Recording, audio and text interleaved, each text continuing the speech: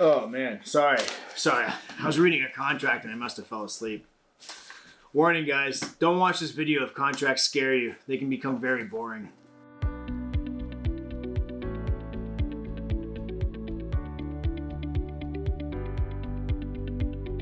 Now that you found your ideal contractor and you set your expectations, where do you go next? What a good question, huh? Let's talk about working agreements and planning. One of the first agreements you're going to join into is probably going to be a pre-construction agreement. A pre-construction agreement is an agreement for you to work together with your contractor. You've already established who your ideal contractor is and you've already talked about expectations. Now it's time to really pull that together. The pre-construction agreements are designed to help you, the client, understand and establish construction needs. After establishing a realistic budget, we'll use that budget to reverse engineer your project. Important aspects to cover in this agreement are some of the following. You want to analyze building codes, zoning, historical, and any other considerations needed. You're going to establish whether or not there's an architectural needs, engineering needs, or design needs.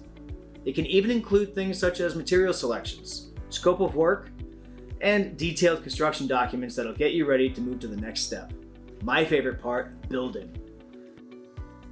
You might not be ready for a pre-con, so let's talk about other options. Maybe you want to slow it down just a bit and lean on the professionals. Well, we're going to talk about a consultation. What is a consultation, you might ask? This is where you can gain knowledge from having a professional in your space to better understand your project needs. We're going to dream together and discuss your project goals, budget, and timeline. The professional will offer advice and make recommendations around project feasibility, design considerations, material selections, permits, costs, and the construction process. The purpose of the consultation is to help you, the client, navigate the complex decisions needed during this major remodel or project. Let's talk a little bit about design needs. Some of the things that you want to get out ahead of, or talk about your lifestyle. What's important to you and your family? Discuss your preferences and aesthetics, colors, tones, the overall feel that you want in your house when we're done with it. The functionality of your family and nobody else's. I hear all the time that people are worried about ROI, return on investment. Focus on what's important to you and your family because it's your project and your money this time around. Talking about money, you want to get ahead of the budget, ahead of the timeline, and really discuss if there's any type of space constraints. Not everybody has this big luxurious area to renovate. Some of us have a 5x8 bathrooms and space is tight. So talk about that. If you have any future plans with your house, with your family, let us know because maybe we'll make recommendations to not go overboard and we'll keep you in line and pay attention to what your plans are for your property. Now that we have an understanding of what you want, let's discuss building and reviewing scope of work. It is important to clearly define the scope of work, listing not only what's included in the project, but what is not. This is your contractor's responsibility, but yours as well. It should be written in plain English so that you, the homeowner, can understand what to expect and it will allow you to identify if there's any missing items. Let's talk about signing the contract. Told you guys not to watch. If you're still here, shut it off because this is the boring part. First and foremost, I'm not a lawyer, so if there's any legal requirements here, please consult your own attorney.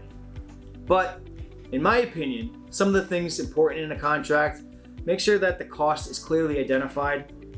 Make sure that the project scope is clearly identified and in plain English so that you understand what's included. Other things to look for are insurance requirements. Make sure the contract specifies who will have insurance and what types. Workers' comp, do the general contractor subs carry insurance or does the general contractor carry insurance for everybody? Also, some projects require homeowners insurance. Depending on whether or not the renovation includes over 50% of the house, you might want to reach out to your homeowner's insurance and figure that out as well. Clearly define all responsibilities in the contract so that everybody's aware of what to do. Another really important thing, payment schedules. It's going to clearly define your deposits, when payments are due, and how much they are. That way you can easily pay your contractor and keep the project moving. Another thing that should be in your contract is a termination and cancellation clause. Not every relationship is going to last, right? If you guys just aren't getting along, you, the client, and them, the contractor, should both have the right to terminate or cancel the contract if things are going south. Now, make sure the clause is easily identifiable and in plain English so that both of you understand it. Understanding how to close out your project with walkthroughs and punch lists. Oh, punch lists, right? Don't worry, they're not all bad. Stay tuned because we're going to go into further detail on our next video. You sign the contract, you're ready to go. He's going to be here any day. Please make sure you do these things way ahead of time and not the day before.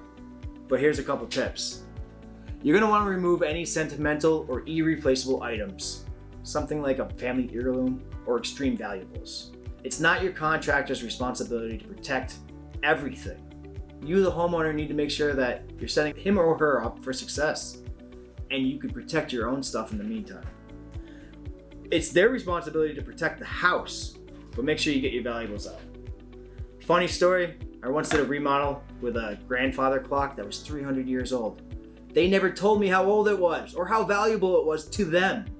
To me, it was just a clock sitting in the corner, the only thing they left because they didn't want to move it or couldn't. They didn't communicate that with me, but luckily our team was able to pick it up and put it in another room without any damage. Thankfully, right? Some other cool tips for you guys. You can plan a vacation or rent a property.